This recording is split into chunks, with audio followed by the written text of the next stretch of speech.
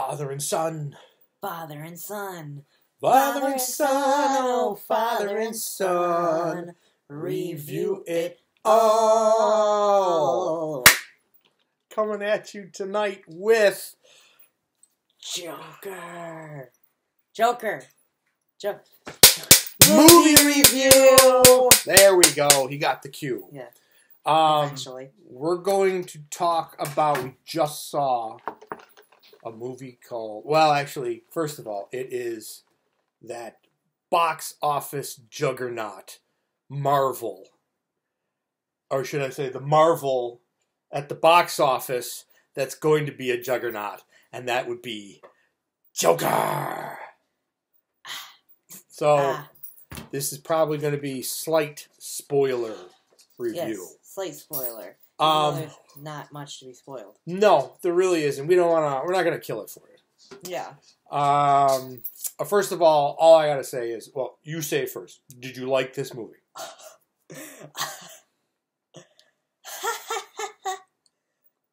It was amazing. Yeah. This is exactly what I've been saying for years, that DC needs to just concentrate doing things like this. Yeah. You know, if you like the fluffy Marvel stuff, go watch it. Yeah. DC should have never strayed. I liked what Zack Snyder did. This goes beyond the darkness of any Zack Snyder film. Oh, yeah. Zack Snyder was dark. This was...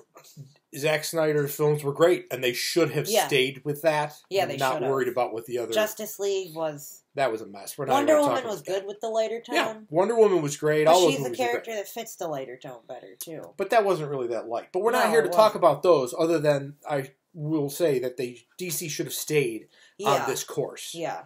One thing I will say that I hope that they do is leave the movie alone. Yeah, no, this doesn't need... You don't need any sequels, prequels. We don't need to see him when he was 5. Joker, that is. We don't need to see any of that. This was perfect the way it was. Yeah. Leave it alone. Yeah. So, this is not a film for the kiddies. Oh, no, do not bring the kiddies to this movie. This was a very... You probably will not be seeing Joaquin Phoenix Pez dispensers as Joker. You're not going to be seeing... At least I hope you wouldn't. Because you don't... This is not a child movie. This movie deserved its R rating. It did. Very much It was very heavy on content. I liked the way they filmed it. It was very much late 70s, 80s feel to it. They used all the old Warner Brothers logos. Yeah. Even the introduction music was very much like an old Warner Brothers film. It was done very well. Every scene, just looking at the set, you could tell the tone of the scene. Yeah, it was... Well, I mean, there's so much to say about this film. You don't even know where to start. So we got to start with some popcorn and our drink and our free refill of the drinks.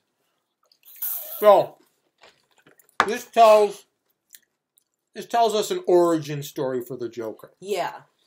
The interesting thing is, I always thought that the best part about the Joker was that we never knew who he was. Yeah. And when he first started, even the Heath Ledger Joker, we had no idea who he was. Wasn't he, like, constantly changing And he was always changing who he was and everything. So you didn't know. And I always liked that. Yeah. In this one, what I found interesting was they tell you who he is and they're going through his backstory. But even in the backstory, he doesn't know who he is. No, he does. It's very well And that's what I thought was very interesting, because they tell you his name is Arthur Fleck. And then as the story plays out, you find out he doesn't know who he is. Yeah. And you see scenes that happen. In his childhood, there's some things that happen. Do you feel any sympathy for this guy? Yes. He's definitely not right in the head. Something's definitely wrong with him. There's something wrong with this man. But life doesn't help him. They play it to make you feel sympathy for him. He's definitely not a good guy, but there is a reason behind his maniacal chaos. I think he is a good guy. I don't mean he's a good guy, he's like a hero of the story. I think deep down he's a good guy. He doesn't want to do bad things. And he's trying real hard to pull it together, but he's getting pushed. In the same breath, I'm not necessarily rooting for him to do bad things. I'm actually wanting somebody to do something nice for the guy in the film. And you got one character who was nice to him, and that was his little cohort that he... Yeah. You know, there was a guy he worked with who happens to be a person of short stature. And they make fun of this guy during the film for being, what, a midget or something like that? That's what they call him. That's probably why this guy was nice to him, because he knows what it feels like to get... on or whatever. Yeah. Yeah, so it probably was. But anyways, there was one guy, and he was only in a couple of scenes. But, I mean, Arthur Fleck is not having a good life. Oh, not at all. And he was doomed from birth. You can tell just from the beginning. You can tell, once they explain his full story... that he was from birth to where we get left off, never going to get a break. Never going to get a break. And you cringe, but you're also excited because you know what he's becoming. Yeah. You know, but this is a very disturbed person. Yeah. The only thing that's more disturbing than this person is, I'm going to just kind of segue for a second, is I think it's very disturbing to see what the media is doing. I find the media... mainstream media, CNN, MSNBC, all these horrible news outlets promoting the evil side of the film and making it out, you know, almost tweaking that person who might become unglued over this film. Almost kind of like egging them on. And journalism, these journalists, reporters, they're hiding behind a lot of things, and they're really trying to...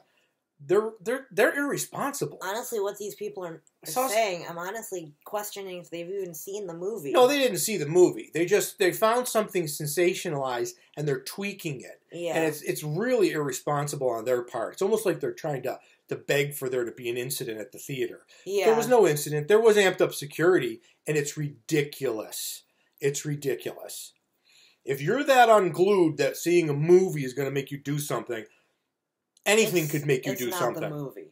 But having the media hype it that way is irresponsible on their part. And that's why we turn to people like us on YouTube. Because we are fans of this stuff. Okay?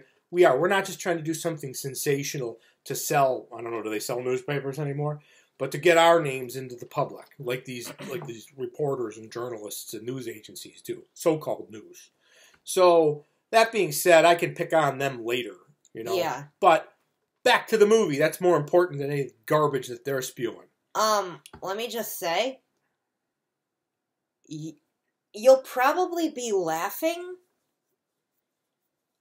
just slightly less than you're cringing and being horrified. There are some... laughing, cringing, being horrified. Yes, there are a lot... I guess the best way to describe it is extremely uncomfortable. Yeah. Because this movie almost really hits too close to home, because I think all of us at one point in time of our life could probably feel like an Arthur Fleck. Yeah. You know, we could. And it's very realistic. There was nothing that was totally so far blown away that, you know, oh, come on, it's just a movie. It was very realistically done.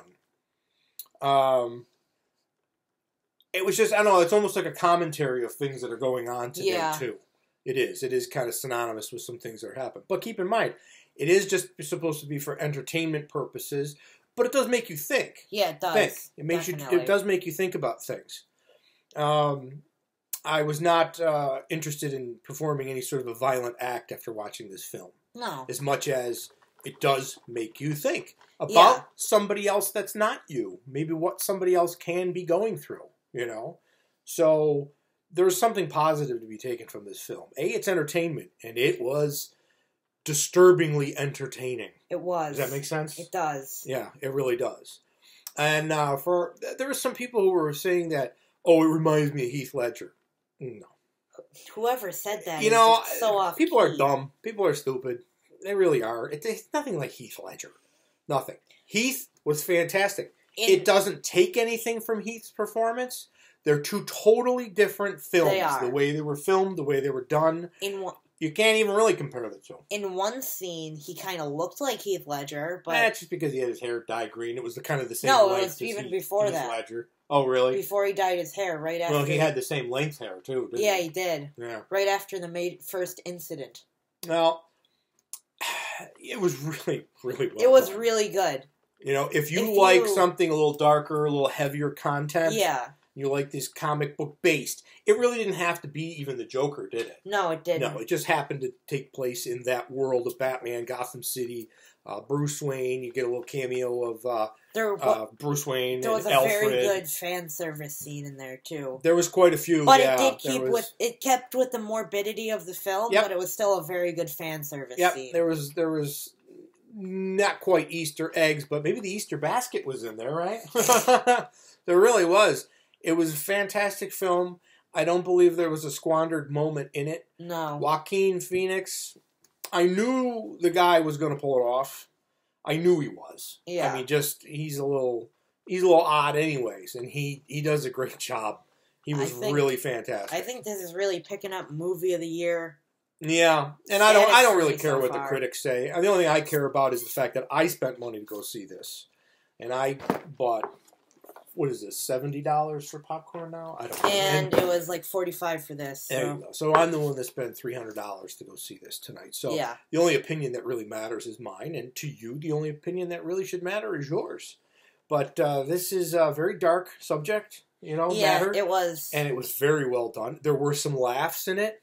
There were some moments where you laugh and you're like, should I be laughing? And that's definitely true. That's kind of the way Arthur Fleck was too. He did a great job of Joaquin did of this uncomfortable man who has a lot of issues going on. Just a great film. Honestly, everyone was trashing on his jokes, but I thought they were pretty good. Yeah, they were funny in a lame way, very, very lame. But we also kind of made an observation. Going into the theater, there were no posters. There was one poster of him hidden. Yeah, hidden with him pulling his mouth back. And it really was not in full view. It's almost like they're trying to hide this, which I thought was interesting. It was right on the very front of the building, but it was at an angle. It was really weird. It was very how hidden. They're hidden. There was nothing in the theater. There was nothing in there. No. I didn't see anything. And normally, when you see a movie in IMAX, they usually have a free take-a poster that you get to take at the end, too. Yeah, nothing. There was nothing. And I think it was interesting that Wasn't they called... the table still there? The table was there. But the man was called Arthur Fleck. Yeah. And I was explaining to him that a fleck, a little fleck of paint, is a little piece of nothing. And the fact that, Arthur, in the movie, is treated like a little piece of nothing. And in real life, in the movie, he becomes something. Yeah. Something much bigger than a fleck. And it's interesting because in real life, this movie's become very big. Yeah. Already. And it hasn't even just started to show. And yet they're trying to... One single fleck. Boom. One little piece of paper in the theater. Now, I've seen a lot more commercials on TV for it. Yeah, I have. But it's just interesting. Again, the amped up security for something that's so insignificant. Yeah. It's just kind of interesting how that worked out. Like, someone had a gun. The police officer person? Well, they're security. They're going to have guns. Nobody in the theater had a gun, so he didn't say that. No. It was the police officer had a gun. So, but they definitely had a little... They had amped up security. Well, no, I've seen that in theaters before. Oh. They're police. They're supposed to have guns. Yeah. But there was amped up security, definitely. Several people, and it was for no reason. There was no hoot and holler and screaming or nothing. It was a lot of excited people waiting to see the movie. Yeah. That's what we saw. And you could hear a pin drop in that theater. Yeah. And it was nice because everyone paid attention. I didn't see cell phones out, did you? No. There was none of that garbage. It was amazing. Like 5 seconds before the movie started, right after the credits. Yep. And then after the credits, people were like, oh, they got to go telling everybody. Yeah. So...